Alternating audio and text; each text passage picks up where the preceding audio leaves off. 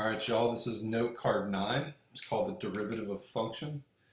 It says, analytically, the definition of a derivative of f at x is the difference quotient f prime of x equals the limit as h approaches 0, f of x plus h minus f of x all over h. So this right here, you must memorize this.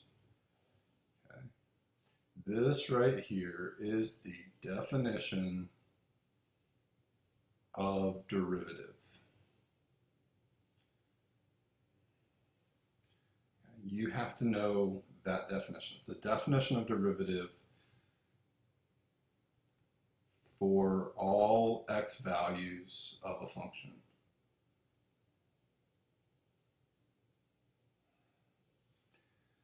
And graphically, the derivative of a function at a point P is the slope of the tangent line to the graph of f at point P. So let me kind of switch gears, and I'm going to try to make a graphic to illustrate this for y'all. Okay, so let's say we have some graph.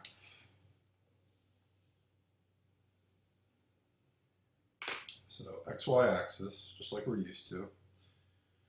And let's say I just put in a graph real quick.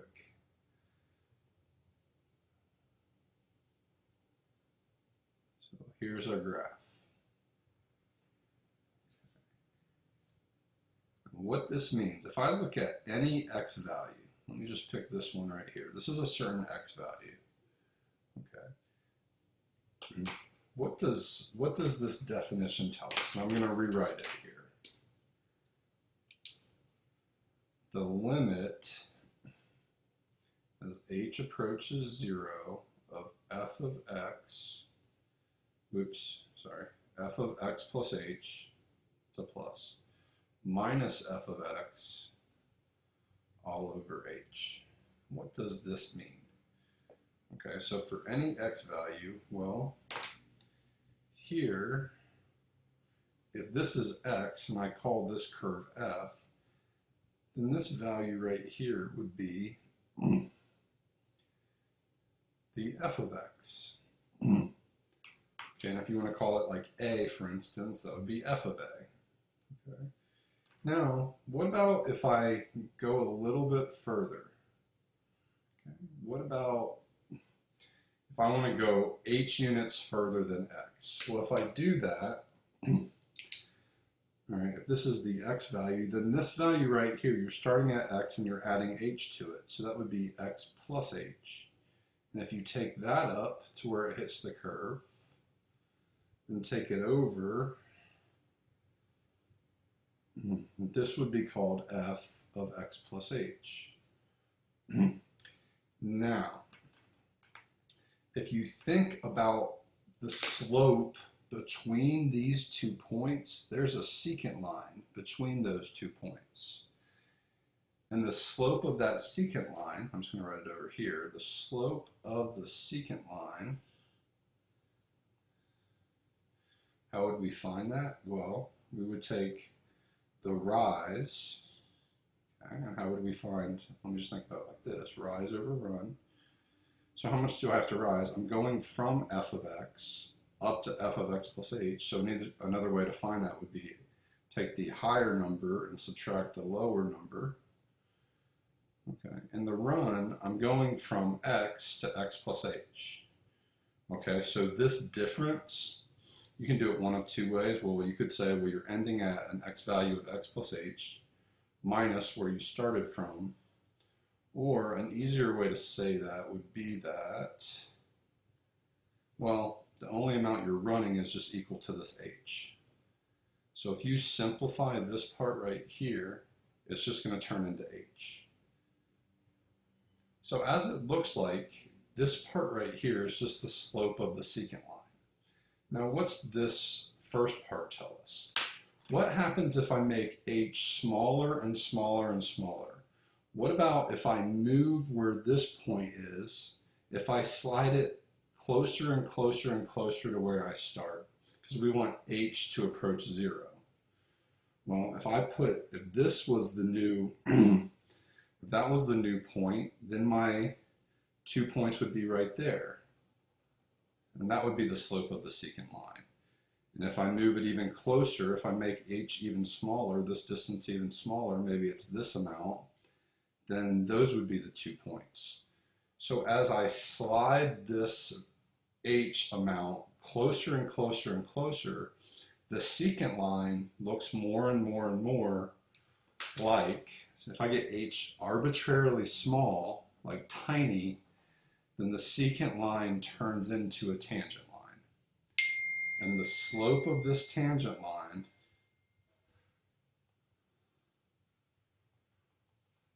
is called the derivative. Okay, and we abbreviate the derivative f prime of x. So that's where the definition of derivative comes to. It's the slope of the tangent line.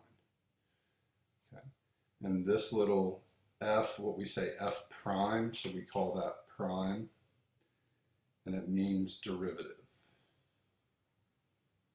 Okay, or the slope of the tangent line. Okay, so what we're doing, we're sliding h closer to that point, so secant lines become better and better and better approximations for slopes of tangent lines.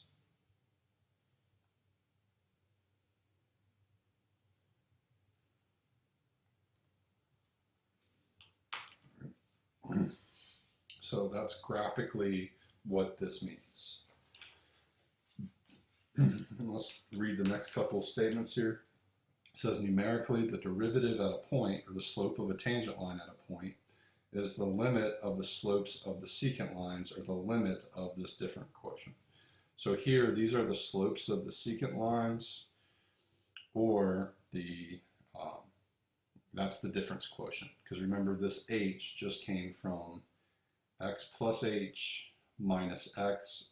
So basically, this positive x and that negative x cancel each other out. That's why there's just an h left.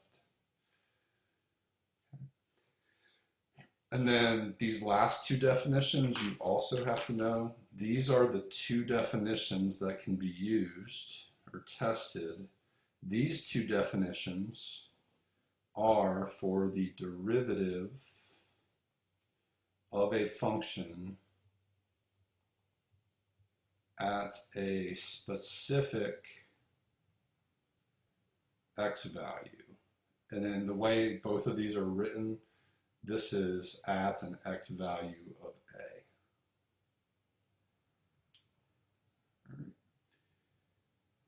So we're going to figure out number one here. Here's some function. It happens just actually to be a line. It says use the definition of derivatives, so use this thing up here to find what the derivative is. Okay. So this is going to take a little bit more space, so we're going to do it on a sheet of paper. So up top again, I'm just going to write the definition of a derivative for any x value.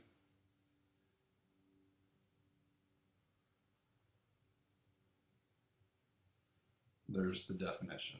So to be able to use this definition, there's a couple parts. You need to know what f of x plus h is, and you need to know what f of x is. Well, the good part is they already tell me what f of x is. They tell me f of x is negative 5x plus 4. Now, how am I going to figure out what f of x plus h is? Well, everywhere, if this is what f of x is, remember x is the input here. Okay. Well, now I'm changing the input from x to x plus h. So everywhere I saw an x before, I need to substitute in an x plus h instead.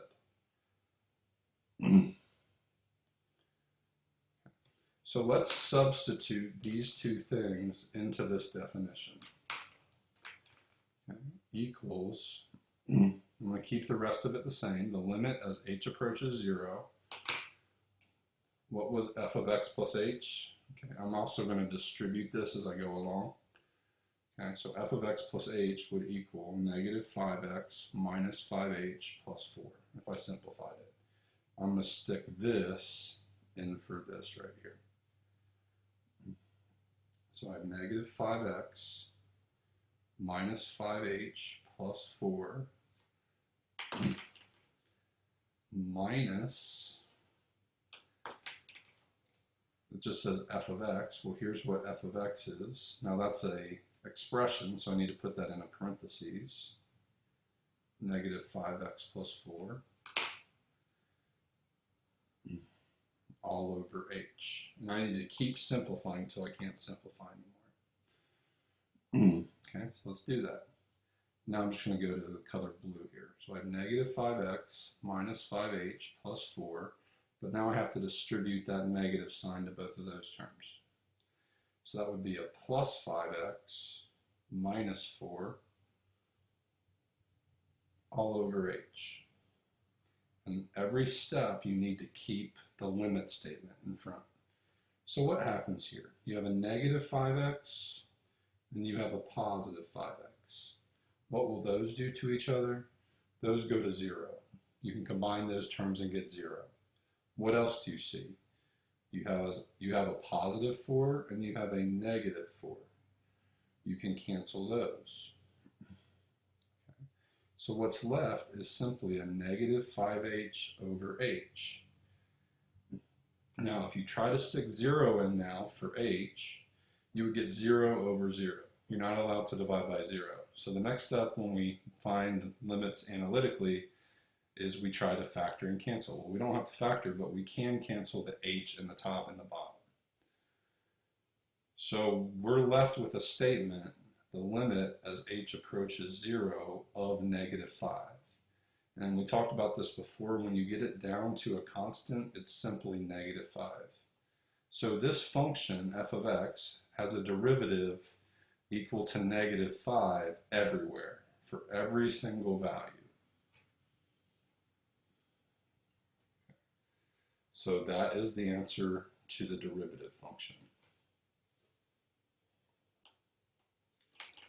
Okay. Now how can I do part B? Part B, they're asking me to find f prime of 2. So this is a specific x value. So I have to use one of the definitions of derivative for at a specific x value. Okay. So this is like the a value. So I can use one of two versions of this. Okay. So one of the versions of definition of derivative at a specific x value says this: f prime of a equals the limit as x approaches a of f of x minus f of a over x minus a. But in our case, what's the a value? It's 2. Okay. So to figure out what f prime of 2 is, everywhere I see an a, I'm going to put in the number 2. Okay.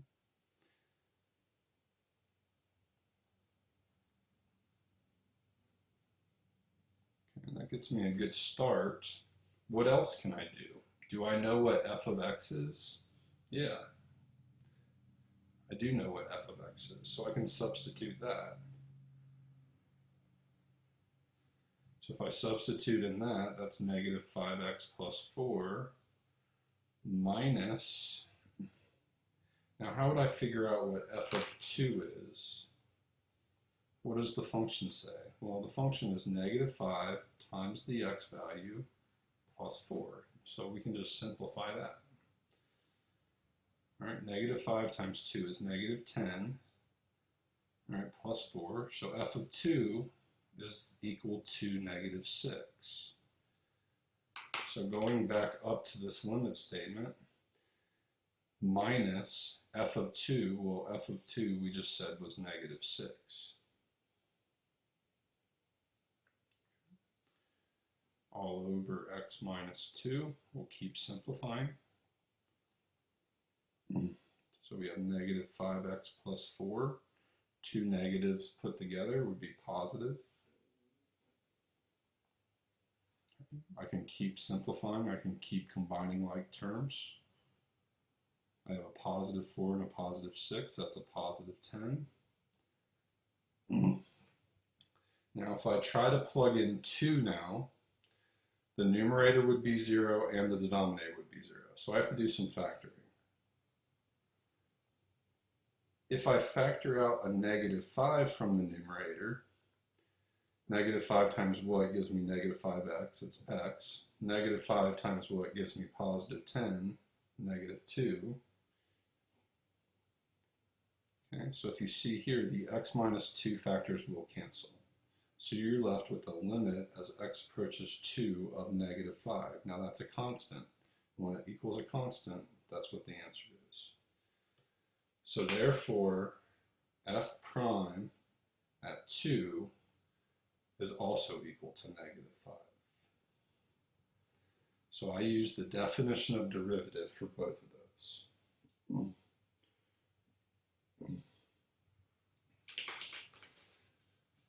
Now there's shortcuts. We are going to learn shortcuts, how to find the derivative. You don't have to do this every time. But if it asks you to use the definition of derivative, you do have to do it this way. Okay? In both cases. Now, think about problem 2 here. So it's asking me to evaluate this limit in number 2.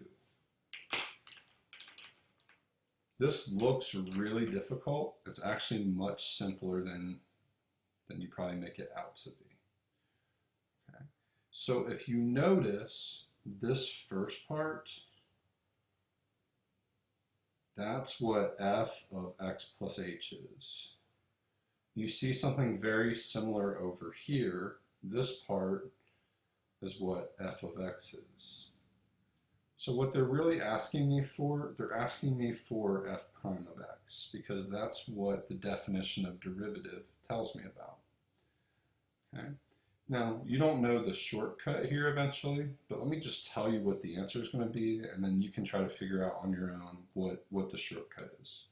So the derivative, when I'm all done with this problem, I'm going to get an answer of 12x minus 2. And it has to do with these numbers right here. Okay, maybe like this number and this number. And maybe like that number. Gets me somewhere like this. Okay, let's do this the old-fashioned way. All right, so I'm going to write it out again.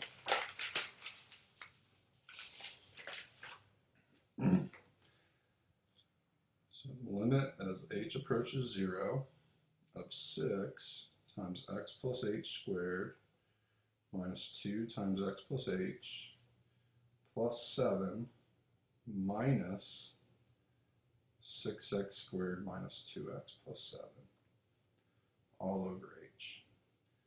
So you just have to use your algebra rules in this problem. Okay, so let's go ahead and rewrite this a little bit. What does x plus h squared mean? It means x plus h times another x plus h.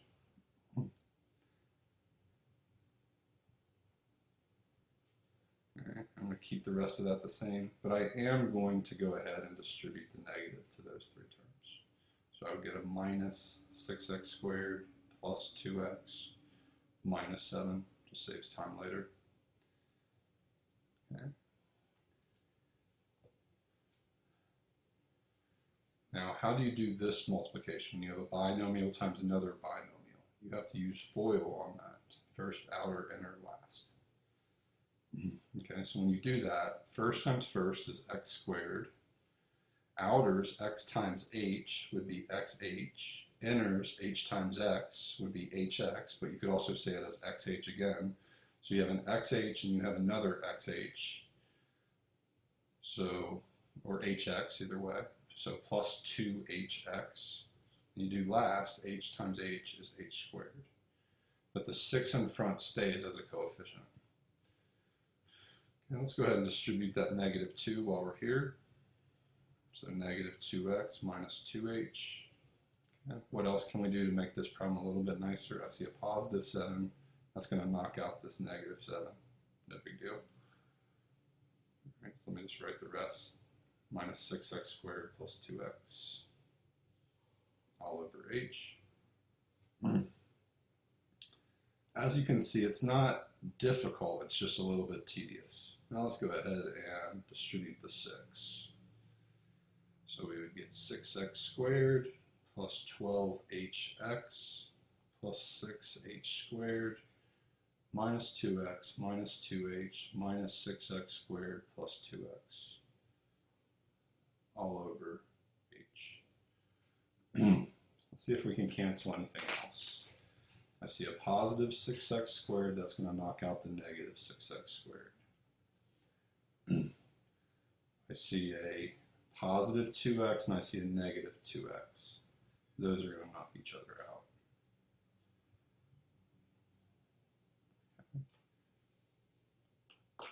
Now, let's go ahead and rewrite what we have. Limit as h approaches 0. I have a 12hx plus a 6h squared minus a 2h all over h. If I plug in 0 now for everywhere I see an h, that's a 0, that would be a 0, that would be a 0. So the whole numerator would be 0. Denominator would be a 0. You're not allowed to divide by 0. So you have to do some factoring.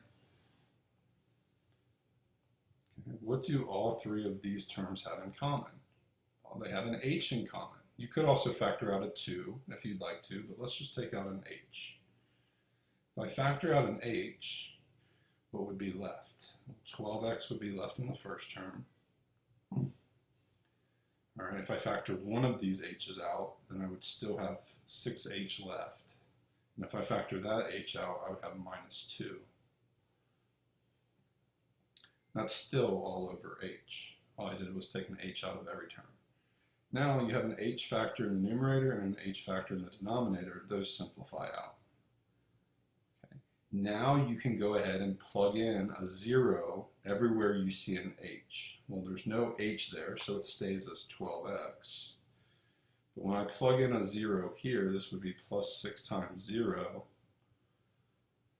minus a 2 that's left over. But what is 6 times 0? Hopefully you say, well, that's nothing still. So my final answer here is 12x minus 2.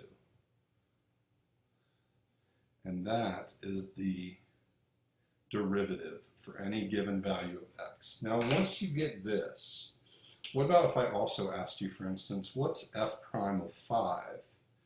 Well, since you already have this is actually the derivative function. Once you have the derivative function, f prime for any x, and I give you a specific x, all you would have to do is plug in that x everywhere you see it.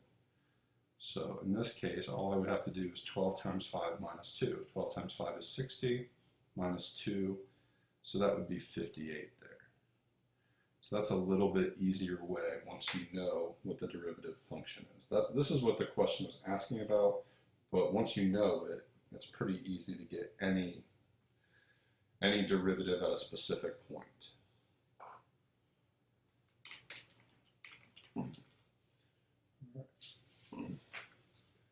So we did question 1, we did question 2. Number 3. They tell me what the function is. They say f of x is 2x squared plus 1. Now they want me to evaluate this limit.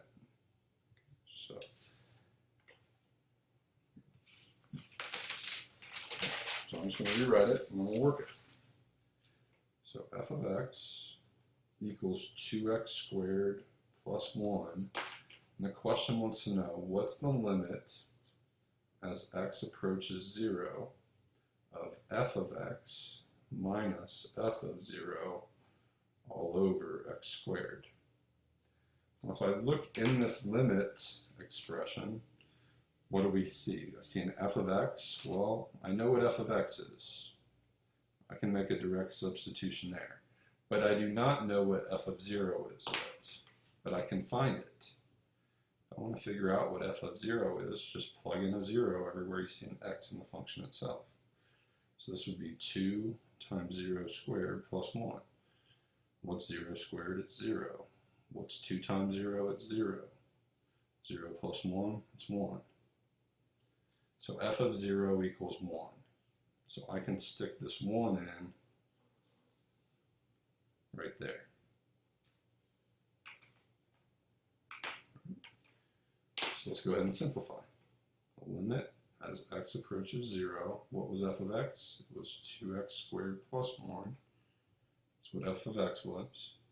Minus, what was f of 0? That was simply 1. And we're going to put that all over x squared based on what the problem told us to do. Okay.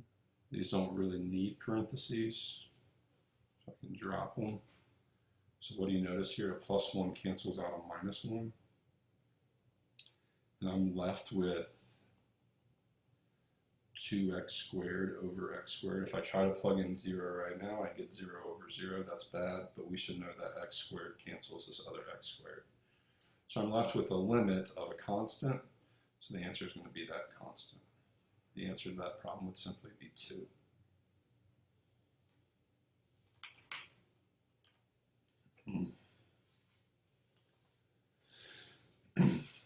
All right, and number 4 here, it says if this is what f of x is, which one of these two statements is equal to f prime of 4?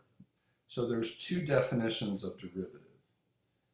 So one of the definitions of derivative, f prime of a, is the limit as h approaches 0 of f of a plus h minus f of a all over h. That's one of the definitions. Okay, and in both cases, they both have h approaches 0. So of these two definitions, it would not be this one that they're using, because this one is x approaches a, not h approaches 0. So they're focusing in on this definition of derivative at a point. Okay. So in this case, the a value is 4. So without even looking at these two possibilities, if I want to find f prime of 4, everywhere I see an a, I'm going to plug in a 4. So this would be f of 4 plus h minus f of 4 all over h. Now, how would you actually find f of 4? Okay, everywhere you saw an x in here, you'd plug in 4. So that would be 4 cubed minus 2. So if we look at the two options, we do see they didn't actually simplify it, they just left it in unsimplified form. So in both answer choices 1 and 2, they have that part correct. They have the f of a correct. Okay, so far so good on both of them. Okay, but if you look at these other two statements, this is some sort of, how would you figure out what f of 4 plus h is? Well, everywhere you saw an x, you have to plug in a 4 plus h. So x cubed would become 4 plus h cubed, and then anything left over, like a constant, stays. So this is what the f of a plus h equals. Okay. So 4 plus h quantity cubed minus 2. The x makes this one wrong. Okay. So answer 2 is not the correct definition of derivative at a point. This is the correct f of a plus h. Or in this case, f of 4 plus h. So the right answer is just choice 1. Now, could this have been written a different way and still been correct? Yeah, it could have been written using the other definition of derivative at a point. So it could have been written like this. The limit as x approaches 4, I'm talking about this definition now. That definition says f of x, well, what was f of x? It's x cubed minus 2 minus whatever f of a was. Well, here's what f of a is equal to. All right, so it could have been left like that, 4 cubed minus 2, or instead of writing that, they could have actually simplified that all over x minus 4. And like I said, this part, they could have simplified it. They could have just said minus 62 if they wanted to. Okay. So either way, these would be two ways that you could write the definition of derivative at a point. And a few more examples for us here. Okay. On the back of that note card. number 1 on the back. Okay. Kind of like problem 2 that we just did. All right, you can give that a shot, and then I'll work through it again here with you. I'm going to find the limit as h approaches 0. Negative 3 x plus h quantity squared plus 2x plus h minus 1 minus negative 3x squared plus 2x minus 1 all over h. So if you think about what this really represents, this part right here is the f of x plus h. Okay, this part right here is the f of x. So what they're trying to do is they're trying to find out what f prime of x is here. Okay. And once you learn the shortcuts, I can tell you right now that when we're all done, the answer should be negative 6x plus 2. Has something to do with that number and that number. Has something to do with that number. But let's do this the long way. If I actually go ahead and FOIL and distribute here, I would have negative 3 times x plus h times another x plus h plus 2 times x plus h minus 1, and then I would distribute the negative to these 3 terms. So it becomes a positive 3x squared and negative 2x and a positive 1.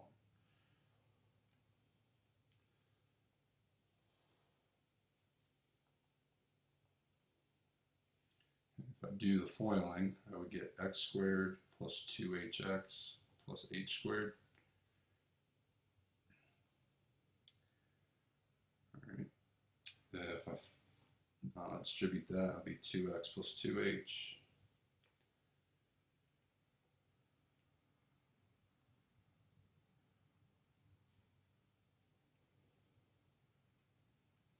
Now if I distribute the negative 3 in the front of that, it would be negative 3x squared minus 6hx minus 3h squared plus 2x plus 2h minus 1 plus 3x squared minus 2x plus 1 all over h. Now a lot of things should cancel. A lot of things should cancel here. So let's see what cancels. A negative 3x squared cancels a positive 3x squared. Okay. This negative 2x cancels this positive 2x. This negative 1 cancels out with this positive 1. Okay. So basically everything that doesn't have an h on it should be gone if you do this right. So let's see what we have left. We have limit as h approaches 0. Now I'm going to factor out an h for the remaining terms. So if I factor out an h for the remaining terms, I have negative 6x minus 3h plus 2. Okay. I'm looking at that term, I'm looking at that term, and I'm looking at this term. But I'm taking an h out front because they all have an h. Okay. Now that h will cancel with this h. And now what I can do, everywhere I see an h, inside the expression that's left, I'm going to plug in 0. So I have negative 6x minus 3 times 0 plus 2. So negative 3 times 0 is just 0. So my final answer here is negative 6x plus 2. And what do you notice? It's exactly the same thing that I told you the answer was going to be.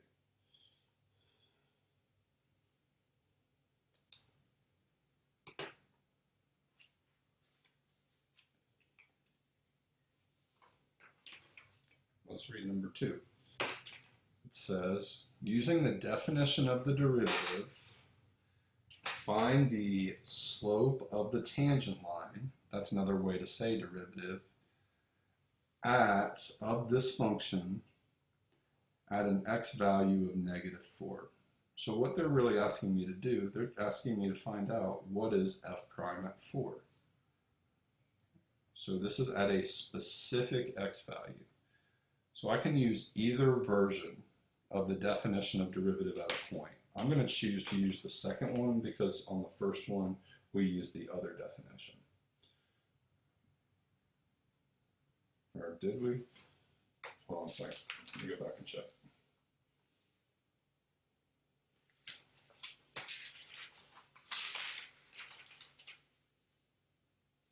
Okay, we used the second one before, so we'll use the first one this time. Sorry. All right, so one of the definitions of derivative, the limit as h approaches 0, okay, and I'll write that above. So to find f prime of a, one way we can do it is the limit as h approaches 0, f of a plus h minus f of a all over h. That's one version. In this case, the a value is 4. Okay. So it would be the limit as h approaches 0 of f of 4, oh, excuse me, this was negative 4. Sorry about that. Okay. So f of negative 4 plus h minus f of negative 4 all over h. Now before I can go any further, I need to figure out what those two things are. So let's figure out what f of negative 4 plus h would be. So go back to the function itself. Everywhere you saw an x before, plug in negative 4 plus h instead. 7 plus 2 times negative 4 plus h. And if you simplify that a little bit, it'd be 7, distribute this 2, minus 8 plus 2h, or negative 1 plus 2h. So that's what f of negative 4 plus h is. So I'm just going to circle that because I'm going to make a substitution. Now how are you going to figure out what this thing is, f of negative 4? Well, go back to your function right here. Everywhere you see an x, plug in the negative 4. So 7 plus 2 times negative 4. So that would be 7 minus 8, so that's simply going to be negative 1. Okay. So you're going to plug these two things in for those two.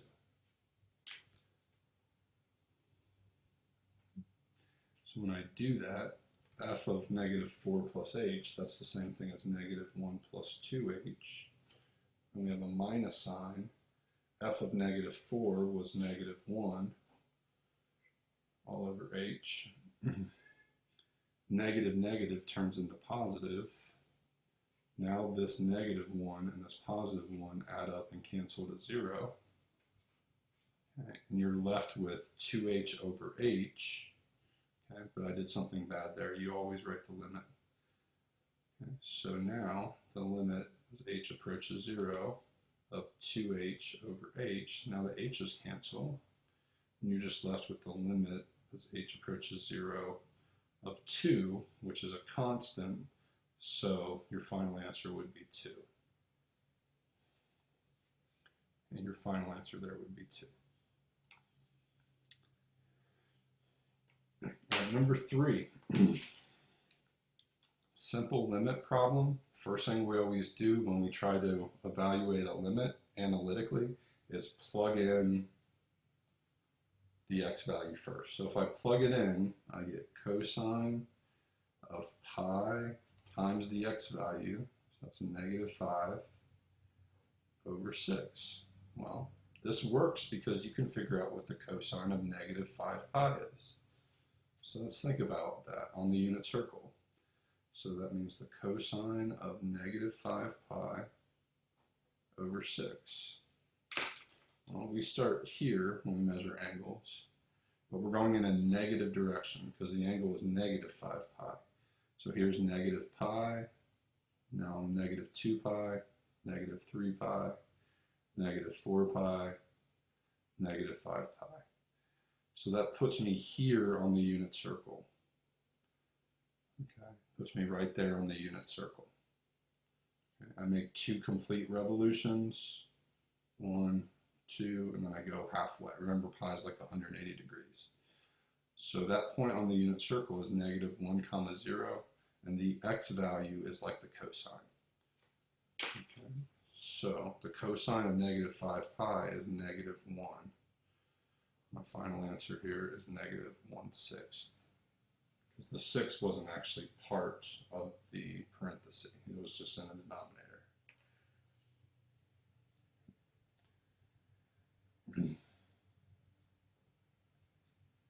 Okay.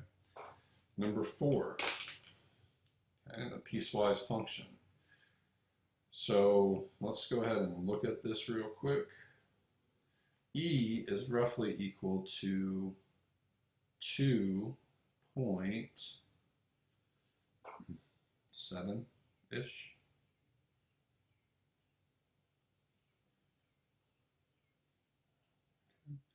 So you have a t-axis and you have an h of t-axis, okay, or you have an h-axis, excuse me. When t equals -5, then the y value is 2.7. So I'm saying that that point is about 2.7. But everywhere else, as long as t doesn't equal -5, then what we have is a linear function, -2t plus 1. Right? So what would happen if I actually plug in -5 there? It would be -2 times -5 plus 1. So that's 10 plus 1, which is actually 10 plus 1, which is equal to 11.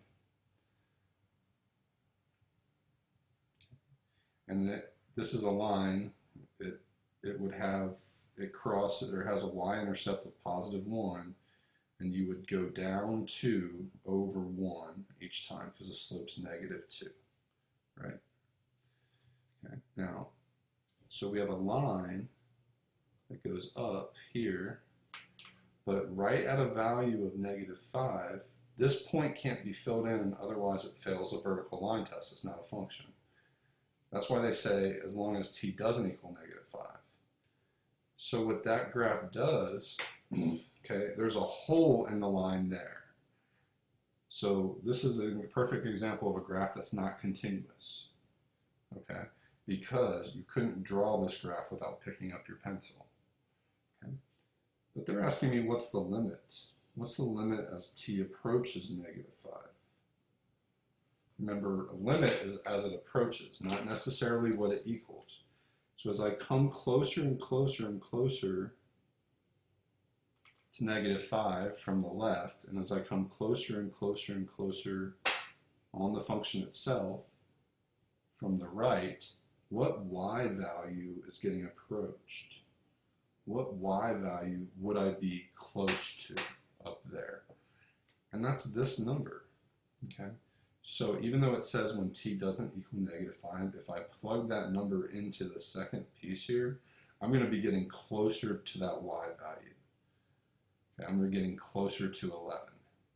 So the right answer here is simply 11. Don't get confused by the e. That's just the filled in part. That's the function value, but it's not the limit. And that's just a review question. All right, so I know this is kind of difficult, but definition of derivative, you gotta know these, you gotta know this, they're called definitions, they're an equation, but you have to know those 3. This is the general definition of derivative for all x values, and these other 2 are for specific x values, at a specific x value of a. Okay, so they both work. I've seen both formulas on the AP exam, so you have to know both. They mean the same thing. This is for a specific a value, where x equals a. This is for all x values, works for any x value. So your homework tonight is to do packet 9. So review of continuous versus non-continuous functions. So like in number 1, just know what these graphs look like. Absolute value function. I can draw that one without picking up my pencil. Okay. The next one might create problems. There's going to be a vertical asymptote at 2. Okay. Think about y, because that's what value makes the denominator 0. E to the negative x. Okay. You can definitely draw that without picking up your pencil. 1 over x. In this one, there's two asymptotes. There's a horizontal and there's a vertical. And number 2, just be careful, 8 is actually the same thing as 2 to the third power. Okay. So this is what f of a plus h equals. This is what f of a equals, and the a value is 2. Okay, so what they're asking you to find, they're asking you to find what's f prime of 2.